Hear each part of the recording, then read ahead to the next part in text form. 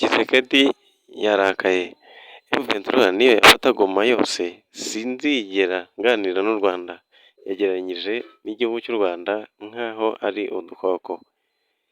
Yavuze ibintu byinshi kuri leta ya Repubulika y'u Rwanda. Agaragaza ko M23 niyo yamusanga mu nzu igatera igihugu cye kugera mu nzu atazigera aganira nayo. Yagize ati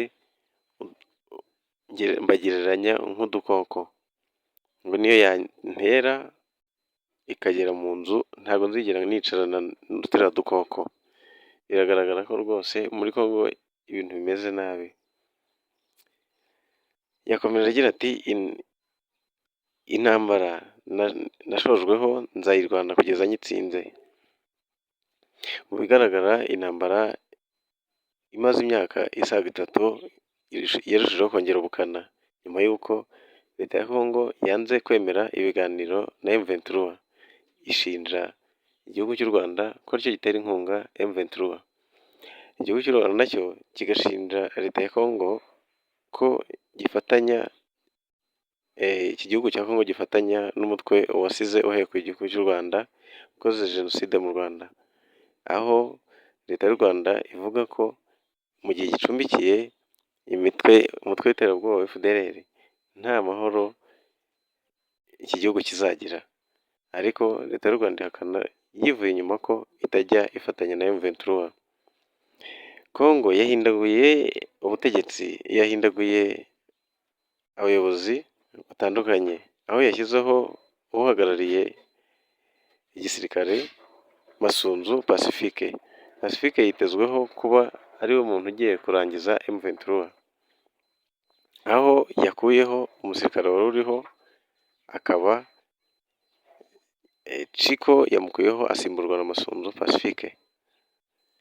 Masunzu yavuzwe cyane mu itangazamakuru aho hagaragaje ko ari umusirikare ukomeye uhambaye ngo uzarasa M23 kuko baziranye, ngo yarwananye na Makenga, ariko abenshi bahakana ko ayo makuru batangaza kuri Masunzu atariyo. Masunzu rero yitezweho kurangiza umutwe wa M23. Tshisekedi ari gushakisha ingufu hirya no hino kugira ngo atsinde intambara yashojweho n'umutwe wa M23. Yazengurutse ibihugu byinshi, amaze kugera mu bihugu byinshi ari iby'Uburayi, ari ibyo muri Afurika, hose agenda asaba inkunga y'ubufasha kugira ngo arebe ko yarangiza intambara ya M23. Iyi ntambara ya Congo iri kurwanwamo n'igisirikare gitandukanye. Hari abasirikare b'abacanshuro, abazungu baturuka muri Burayi, ndetse n'igisirikare cya FARDC. Harimo n'abashinja leta ya Congo ko harimo n'igisirikare cya FDLR, umutwe usize uhekuye leta y'u Rwanda. Arazenguruka ibihugu bitandukanye ashaka ubufasha hirya no hino, aho ashaka amaboko, ingufu z'amafaranga ndetse n'igisirikare, aho amaze kugura imbunda zitandukanye ndetse no kwambika igisirikare ibikoresho bishyashya kugira ngo atere ingufu igisirikare cye kibashe kuba cyarangiza intambara. Mu makuru atandukanye mu bitangazamakuru byinshi dukesha ibitangazamakuru byinshi bitandukanye, ni uko bigaragaza ko uyu musirikare yashyizeho ngo azi kurwana karabutaka, ngo ni umusirikare uteye ubwoba, yitwa Masunzu Pacifique. Akaba yoherejwe mu gice M23 ikambitsemo, cyangwa uyu munsi aho ikambitse, aho iza gutera leta ya Congo ibanje guhaguruka aho ngaho ikambitse. Niho rero Masunzu Pacifique yahawe kuyobora. Akaba yitezweho kurangiza uno mutwe mu gihe gito cyane. Perezida wa Congo kandi yakomeje yiruka mu bihugu bitandukanye azenguruka kugira ngo arebe ko yabona ingufu, aho yongereye n'ibitwaro bya kirimbuzi, aho yaguze indege zigera muri 3 zikomeye. Harimo indege imwe yateye igihugu cy'u Rwanda ikaraswaho igashya. Yakomeje rero gukomeza kugura n'amadrone menshi y'intambara, aho bigaragara ko Tshisekedi inzira y'amahoro y'ibiganiro atazigera yemera, aho yatangaje ko atazigera yemera kuganira, aho agereranya igihugu cy'u Rwanda nk'abagambanyi. Akomeza ashinja ko leta y'u Rwanda ariyo ifatanya na M23. Uyu munsi rero mu makuru mashyashya twagiye dutohoza mu bitangazamakuru bitandukanye, ni uko uyu munsi yagiye mu gihugu baturanye cya Congo Brazzaville, aho yagiye kuganira na perezida wa Congo Brazzaville kugira ngo arebe ko yakongera ingufu mu gisirikare cye, nubwo tutaramenya uko byarangiye. Ntabwo turamenya amakuru yavuye muri Congo Brazzaville cyangwa ibyemejwe ku mwanzuro wafashwe nyuma yo gusura igihugu cya Congo Brazzaville.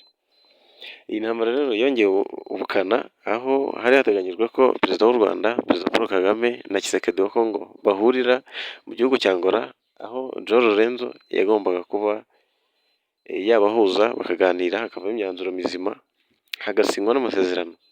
Ariko byarangiye hemejwe ko iyo nama isubitswe nyuma y'uko perezida w'u Rwanda hasohotse itangazo kuri leta y'u Rwanda ryemeza ko perezida w'u Rwanda atazaboneka. Ariko nubwo atabonetse, uwo munsi ntibyabujije Tshisekedi kurira indege akajyayo. Byarangiye agiyeyo kandi yarayabonye itangazo nimugoroba ko igisirikare cy'u Rwanda, leta y'u Rwanda itazaboneka muri iyo nama. Tshisekedi rero amaze kugerayo yaganiriye na João Lourenço, ariko inama kuko yari yasubitswe, we yemeje ko igihugu cy'u Rwanda aricyo kiri kwanga amasezerano no kurangiza intambara mu gihugu cya Congo. Aheraho yemeza ko neza ari leta y'u Rwanda idashaka amahoro, ari iri guteza intambara mu gihugu cya Congo. Amakuru rero tuyasubikira aha ngaha, ariko ibishyashya biri bugende biboneka byose murabimenyeshwa biciye kuri iki gitangazamakuru. Murakoze, mugire umunsi mwiza na weekend nziza.